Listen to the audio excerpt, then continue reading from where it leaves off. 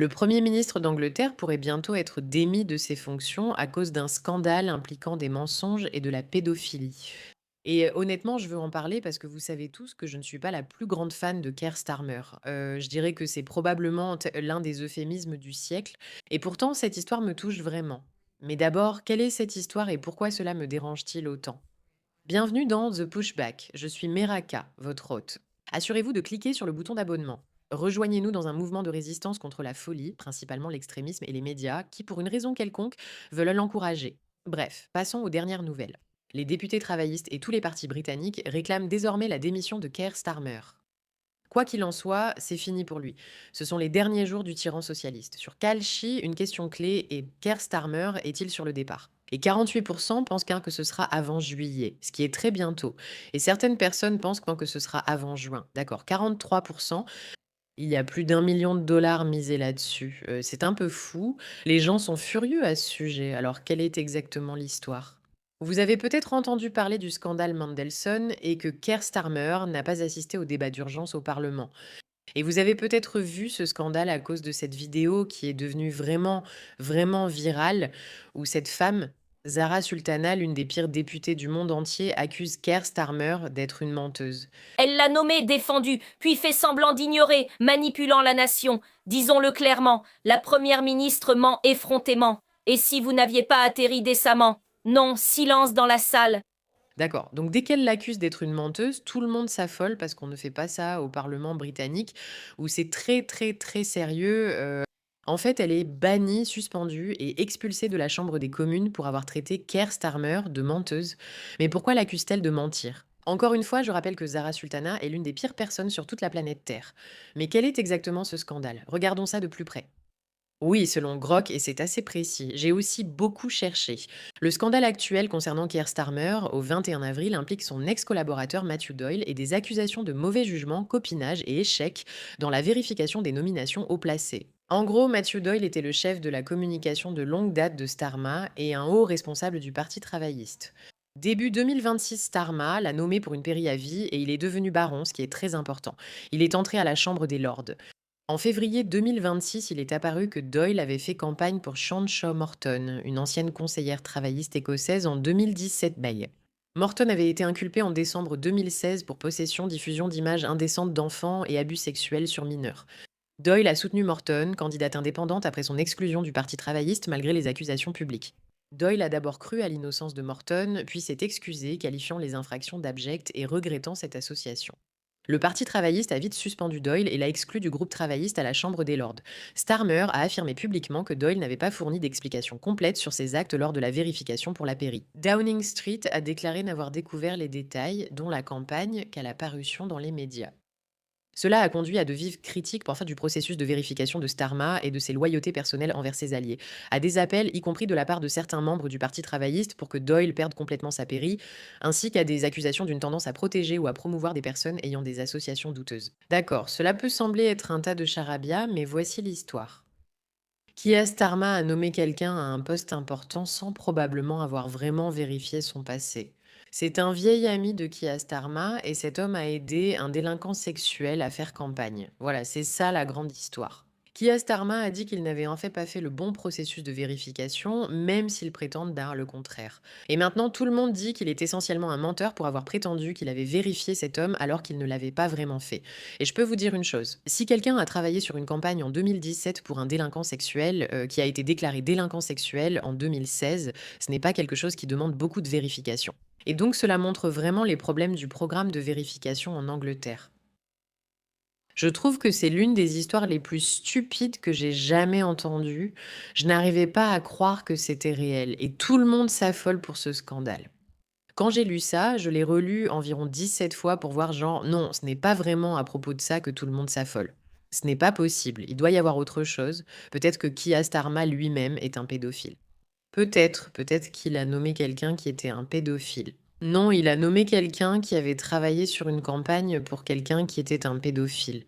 D'accord, voilà le grand scandale. Pourquoi est-ce que je dis que c'est ridicule? Parce que vous vous souvenez sans doute du scandale absurde des gangs de prédateurs sexuels au Royaume-Uni.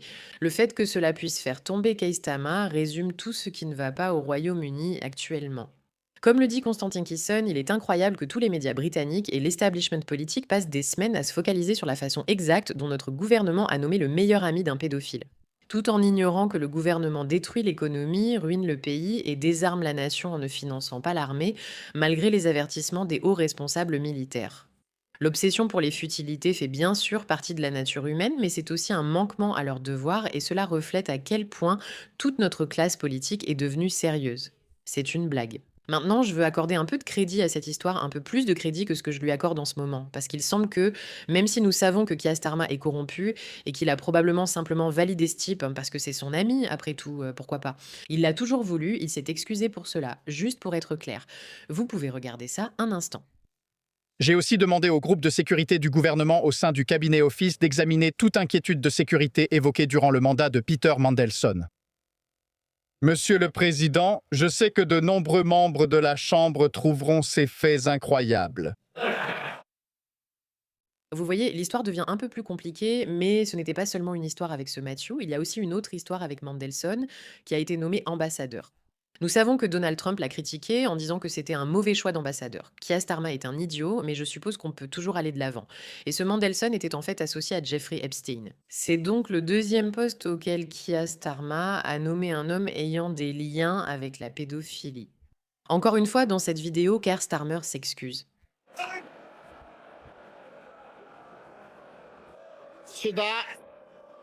Les gens disent en tas que son système de vérification est très problématique. D'accord. Maintenant, regardez cette vidéo, et c'est aussi pour ça que les gens paniquent vraiment à ce sujet. Y avait-il quelque chose dans le dossier d'habilitation de sécurité qui n'était pas déjà dans le domaine public? Y avait-il quelque chose qui avait été identifié que nous ne savions pas déjà, nous tous? Comme je vous l'ai écrit ce matin, Monsieur le Président, et je suis désolé si cela rejoint vos remarques d'ouverture, mais même si je ne suis plus un fonctionnaire, je ne pense pas pouvoir ouvrir cette boîte de Pandore. Ce système dépend absolument du fait que les personnes soumises à cette vérification sachent que le gouvernement respectera pleinement la confidentialité de ce qu'elle confie. Oui, non, ne me le dites pas, d'accord? Il dit simplement qu'il ne peut pas entrer dans les détails ni vous en dire plus sur ce qui ne va pas dans le système. D'accord. Parce que c'est le gars qui a ouvert toute cette boîte de Pandore. Enfin, pas exactement, mais c'est lui, il s'appelle Holly Robbins. Il a été évincé du gouvernement. Et il dit qu'ils essayaient de nommer Peter Mandelson sans aucune vérification. Je crains qu'au moment de sa nomination et pendant les 4 jours qui ont suivi, il n'était pas du tout acquis qu'il serait effectivement soumis à une vérification. Si vous consultez les documents soumis dans le cadre de la procédure dite de l'humble adresse, il n'y a aucune stipulation de la part de Downing Street indiquant qu'il devait être soumis à une vérification. Le message de bienvenue qu'il a reçu ne mentionne pas « Bienvenue au ministère des Affaires étrangères sous réserve de vérification ». D'accord. Donc en gros, ce qu'il dit ici, c'est que Keir Starmer ne pensait pas qu'il était particulièrement nécessaire de procéder à une vérification. Et cela montre des problèmes plus profonds, comme le manque de vérification et sans surprise, la volonté de promouvoir des personnes qui partagent votre agenda politique, n'est-ce pas? Donc Keir Starmer a des amis et il se dit « Tu sais quoi, je veux leur donner des postes de pouvoir. Allons-y, mais nous n'avons pas besoin de les vérifier. » Maintenant, ont-ils dit explicitement qu'ils n'avaient pas besoin de le vérifier? Ont-ils simplement essayé d'éviter la vérification? Qu'est-ce qui s'est réellement passé avec la vérification dans les deux cas? Mais cela montre simplement les problèmes au sein du gouvernement. Mais encore une fois, je reviens sans cesse à ce point. Si cette histoire est en fait une histoire de procédure de vérification pour les gouvernements, et encore une fois, souvenez-vous, chaque émission télé que vous avez vue sur les politiciens américains parle de l'ampleur astronomique du processus de vérification avant de choisir quelqu'un pour être représentant ou autre. C'est un élément clé dans le choix d'une personne pour un poste. Si ce scandale fait tomber Keir Starmer, je ne serai pas contrariée car il doit partir. Il est révoltant. Mais en même temps, pourquoi n'est-ce pas l'affaire des gangs de pédocriminels?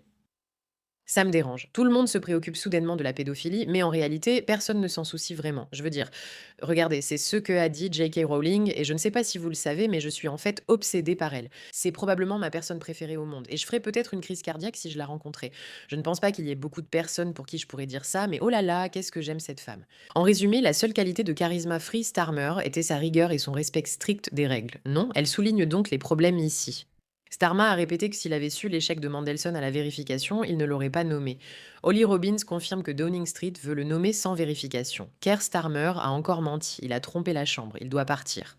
Le vrai problème ici, c'est d'avoir trompé la chambre, pas d'avoir couvert des réseaux de prédation sexuelle. Voilà ce qui ne va pas en politique selon moi. Voilà, c'est dit. Tous les détails des 2 scandales concernant les 2 personnes qui ont été nommées alors que le processus de vérification n'a manifestement pas été bien fait et Keir Starmer leur donne quand même des postes de pouvoir malgré le fait qu'ils soient liés à la pédophilie. Et tout le monde est vraiment, vraiment en colère à ce sujet, allant même jusqu'à le traiter de menteur.